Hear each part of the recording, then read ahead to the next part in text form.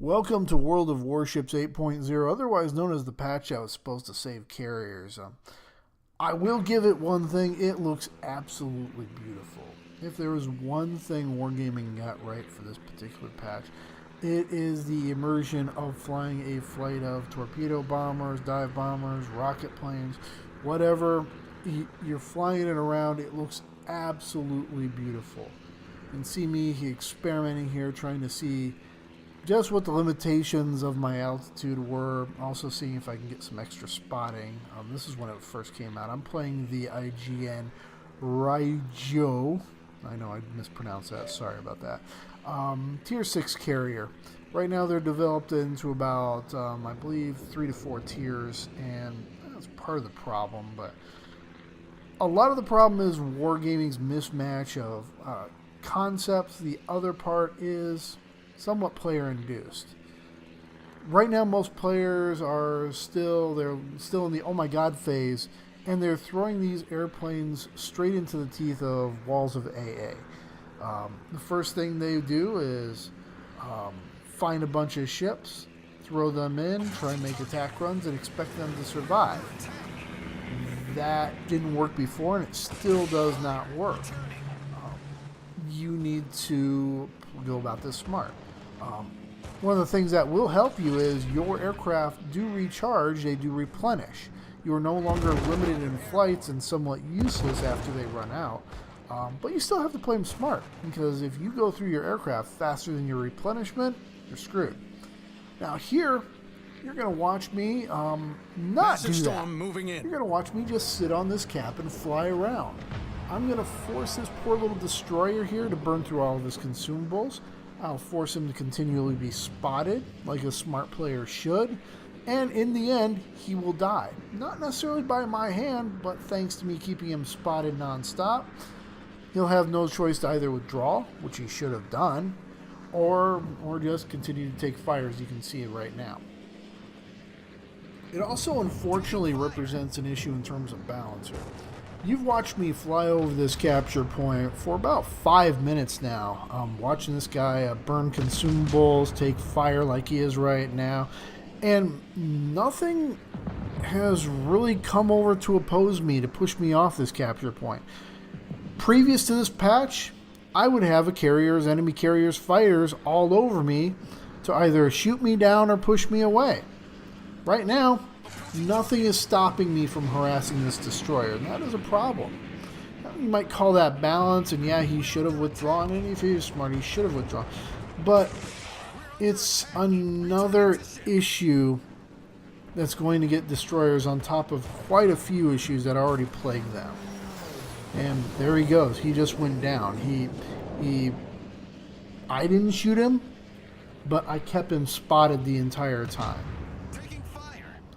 Alright, we got 2 more rocket planes left. They're pretty low DPM fighters, and I'm using them primarily as the scouts, but I've only got 2 left. So we might as well throw it at that Koenig.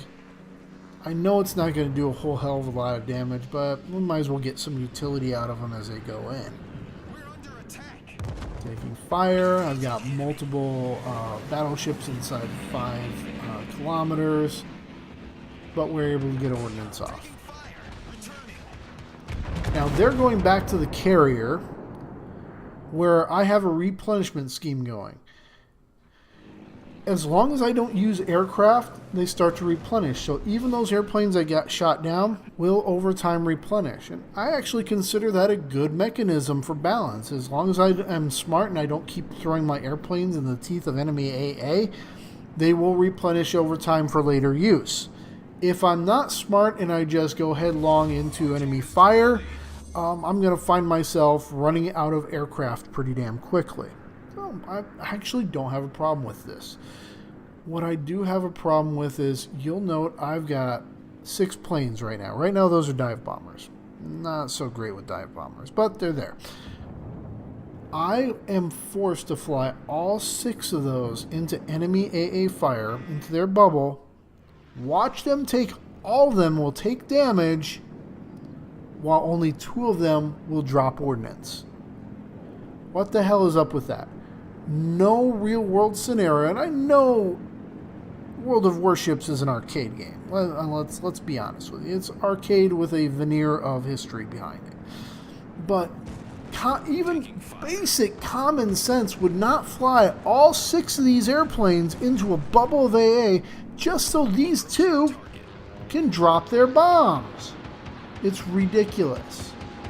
And you see I got a couple hits. I didn't get them center, and they could have produced citadels if I get them center, but they produced some damage.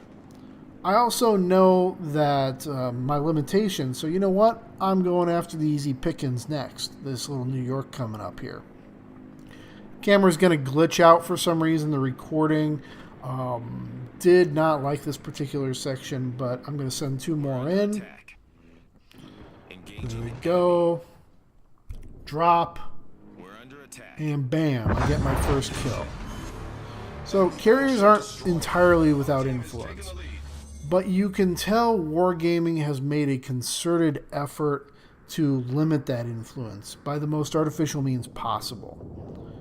First of all, what I just said, you can only send 2 airplanes at a time into any given attack, while the rest of your flight takes damage, which is quite literally nonsense. Why would I only commit a third of my forces just to make an attack, so I have 2 more chances to either succeed or fail? And from the shipborne point of view, that's actually a good thing. Hey, I've got a couple more chances to survive. From mine, it's, hey, they've got more opportunity to destroy my aircraft. And I've seen it way too many times when these airplanes will just be flying around, get chewed up on the way in, get chewed up on the way out, set up for another attack run, and they're dead. It's ridiculous. It's completely unbalanced. So we're going to send these torpedo planes. I've gotten pretty good with torpedoes. Not great, but pretty good. In prior patches, prior to 8.0, all 6 of these airplanes would have gone in for the attack run. But because Wargaming wants to limit my influence, I can only send 2. And there they go. You have to drop, and unfortunately the recording is not showing you the drop reticules. And even when it does, you still have to guesstimate where it is. So it does involve some skill. But it's moments like these I absolutely love what they've done. Just completely immersive, beautiful. You're not going to get shots like this in the point-and-click interface from before. So I've got 4 more planes. What should I do now? Yeah, I can harass this destroyer. Go in. I'm going to go ahead and take a perpendicular path to him, curve in. Taking fire, drop. And if he would have gone straight, he probably still would have took one, but he chose the wrong angle and he ate a torpedo. Now, honestly, any good destroyer pilot should have been able to avoid 2 whole torpedoes. Honestly, this is not hard. But he's already taken fire from other stuff. His engines are damaged. He is virtually dead in the water. I'll at least take him out. I'll at least take him with 1 torpedo. Doesn't quite kill him. They've really reduced the damage on torpedoes. Honestly, 2 torpedoes from prior to 8.0 would have taken him out. Here, oh, sorry for my luck. They're pretty anemic. Now, I'm launching rocket planes again. Rocket planes took some damage in the beginning of the game, but I've given them enough time to replenish. They're going out. Again, they're kind of my go-to scouts because the rockets kind of suck. They're good for module damage, and that's about it. Picking on destroyers, not much else.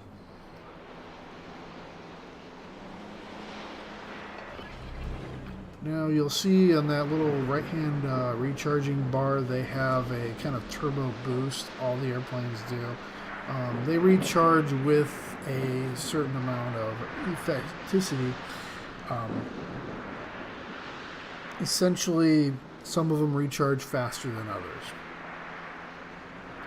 Rocket planes seem to be the worst as far as those. It's I'm sure there's a better way to call those other than rocket planes, but that's their primary battery. So I know this destroyer is out here. I can come back and control my airplanes with vastly more precision than I could point and click. I know exactly where he is. I can predict where he's going to be. Not that I couldn't before, but now I can accurately judge AA bubbles if I need to, and he goes down. That wasn't necessarily my fire that took him down, but I'm pretty sure given another pass, he would have been dead to my rockets anyway. So let's go find somebody else to harass with these things. Looks like we have got a Omaha. It's hard to read with my preview here. Omaha, we're taking fire, going in. He's firing, so the smoke isn't going to do him much good. And he takes 2 rocket penetrations, a little bit of damage, but I saved the cat. Taking another one. All the airplanes are taking fire. Bam, out they go. And I have that one airplane, because he was just flying around minding his own business, he took damage. But to wrap this up, it's a very poorly executed way to try and fix carriers. It completely artificially limits their influence. It punishes other ships just for doing their job because it wasn't thought all the way through. It's just horrible. It really is.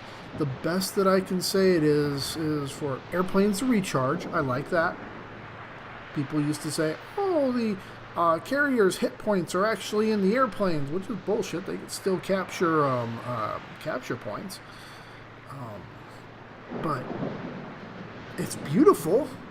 I love this. Look at the reflections. I'm running this on my 1050. So we're going to go after those 2 cruisers in the last few minutes. And if you're smart, you can play carrier somewhat reasonably. Use landmass to your advantage. Now this hill isn't necessarily big enough, but you'll get the idea that you could use a larger hill to screen your attack run, like I'm doing now. Go down, get some pop-up, get the correct line in, drop, and he's history. He's low enough on health where I know that would kill him. Thanks for listening, folks. Hope they fix this soon.